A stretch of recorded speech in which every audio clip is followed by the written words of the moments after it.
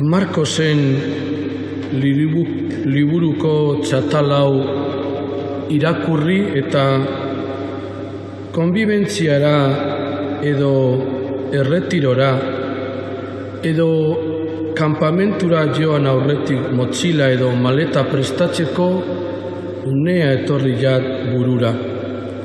Badaspada, gauzak sartu eta azkenean etxe osoa eroaten dugu aldean. Egun batzuetarako edo astebururako etxetik atarea, egundoko abentura bihurtzen da eta antza ezinbestekoa da, badaspada ondo prestatuta joatea.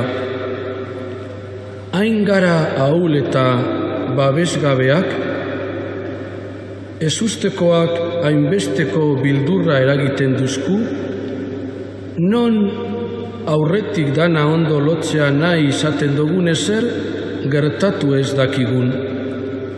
Naiz eta gero dana atzekoz aurrera atara, eta begibistan izan arren, maletan sartu barik itxigenduan faltan bota. Askotan gertatzen jaku hori gauza asko eroan behar izaten dugu eta beharrezkoa ahaztu egiten jaku.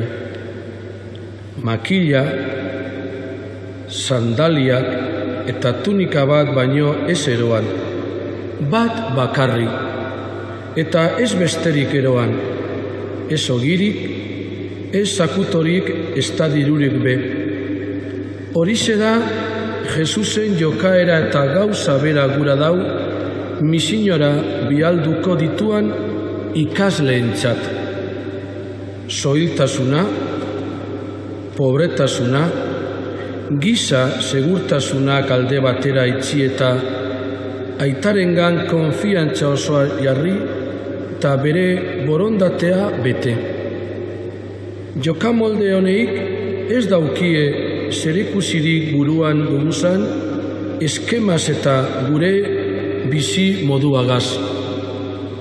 Eraginkortasunaren, kulturaren eraginpean bizi gara eta dana ondo planifikatuta izan gura dugu.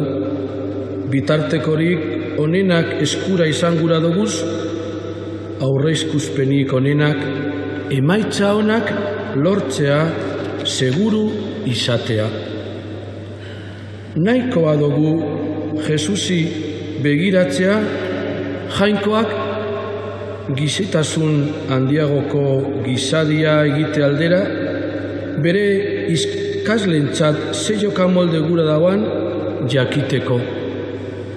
Ez da ahalmenean, diruan, ospean edo gure indarretan konfiantza osoa izatean oinarrituko.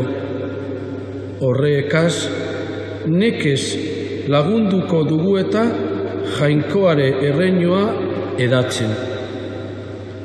Apaltasunez jokatu beharko dugu, inoren gainetik nagusia gertu barik, pobretasunez garana eta daukaguna konpartituz geure baitan itxi eta besteegandik urretzen gaituen guzurrezko segurtatu sanitatik ies eginek. Markosek gogoratu deuskunez, jaso dugun deia ez da maizuaren babespean eten barik egoteko. Bialduak gara. Bai, bialduak gara. Horra hor, beste zer baino lehen geure egin, behar dugu barria. Barri ona iragartea beste batzuei dagokiela, horretan aditu eta espezialitatuak diran profesionalak dagozala eta hori ez dala gure kontuan pentsatu daikegu. Bateatu bakoitza mandataria da. Bere bizitzan garatu behar dau bere misioa. Geure bizitzan hain zuzen be, gauza arraurorik imaginatu barik, arnasten dugun, atmosfera usatzen daben, espiritu gaiztoak konporatun egin behar doguz. Izan be, desengainua, nekea, etzipena, amorrua, kontsumoa, arnasten dugu. Espiritu gaizto horrein gainean agintea izatera deitzen jaku, eragile doguzan balioen, zoriontasuna dakarren balioen, gure bizitzaren euskarri diran balioen, barri emoteko dei egiten jaku eta horretara bialduak gara.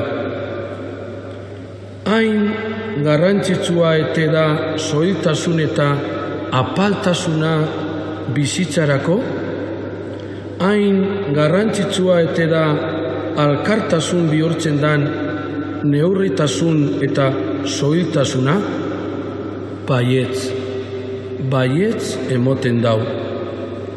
Mesulariaren bizitza, iragarten dauan mesuagaz bat ez badator zerbait okerdoa. Zelan izan sinisten dun Jesusengan eta Jesusen hitzean eta keinoetan oinarritu barik, bere hitzak eta egintza geure egin barik,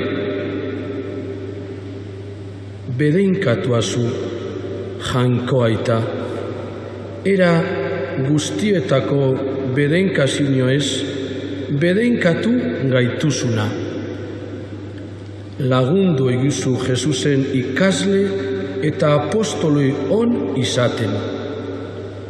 Holan izan daitela.